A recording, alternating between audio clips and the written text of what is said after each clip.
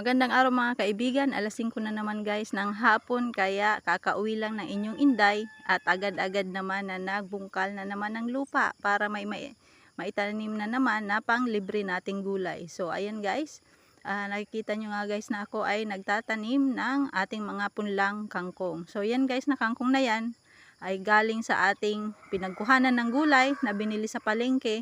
At binabad lang natin yan sa tubig para sila ay tumubo. So meron na nga siyang mga ugat guys, kaya kailangan na talaga nating siyang itanim. Minamadali ko na nga guys dyan ang ating pagtatanim dahil nga 1 oras na lang ay magdidilim na naman. Kaya 1 oras lang guys ang ating pwede i-consume sa ating pagtatanim dahil maya maya ay madilim na naman guys.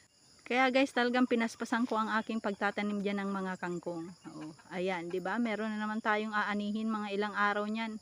Libre na naman ang ating pang-ulam sa sobrang mahal pa naman ang bilihin ngayon sa ating mga palengke. At wala ka na talagang makikitang mura pang sa ating mga binibili sa ating palengke guys. Tuloy-tuloy ang pagtaas ng ating mga bilihin. Kaya ayan, magsipag tayo guys. Kailangan natin magtanim para tayo ay makalibre sa ating mga ulam. At healthy pa dahil hindi tayo gumagamit ng mga spray. Kaya kapag may available talagang lupa guys, magtanim kayo. So ayan nga guys, tapos na tayo sa ating pagtatanim. Ayan, tiyaran no, tingnan nyo. Oh, konting oras lang yung kinonsume natin, meron naman tayong aanihin yan. At nagutom na nga inyong magsasaka guys, kaya agad-agad na akong nagtimpla na aking pang araw-araw na bisyo guys. Ayan guys, ang kape. So ayaw pa natin yan ng medyo mahina lang yung sipa. Gusto natin yung talagang sipang-sipang kape. So ayan guys, dinagdagan ko pa talaga yan. Di ba? Relate diyan yung mga addict sa kape. Shout out sa inyo guys.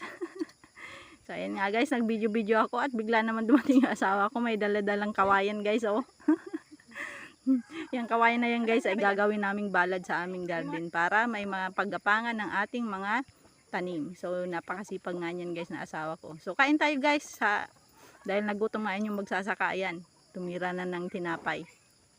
At hindi pa nga yan guys nagyaya ng pagkain sa kanyang asawa kay baka maubusan siya. So ayan na guys, maraming salamat sa lagi niyong pagnood. So ayan nga guys, tingnan nyo ilang minuto lang yung lumipas ay mag-aanin na tayo at yung kangkong ay tumubo ng pechay. Ayan na guys, mag-aani na tayo. Meron na naman tayong libreng gulay mga kaibigan. Makalibre na naman tayo. Hindi na naman tayo bibili sa palengke. Logi na naman ang palengke nito sa atin. Dahil meron naman tayong aanihin. So yan guys, yung pecha na yan pala ay yung tinanim ko ng mga nakaarang araw. Siguro 3 weeks ago. So ayan guys, ang bilis. 3 weeks lang mag-aani ka na. Meron ka ng panglibreng ulam. Kaya yan, hinarvest ko na yung mga ready na dahon. So ang pag-harvest ko niyan guys ay per dahon lang para tumagal yung kanyang buhay. Dahil hindi naman natin yung pangbenta guys pang sarili natin. Kaya kung ano lang yung matanda ng dahon yun ang kinukuha natin. Di ba guys? Kapag may itinanim may aanihin. Sabi nga ni Bongbong, kakatanim pa lang natin mag-aani na tayo agad. So ayan guys, yung ating mga tanim na pechay. Thank you.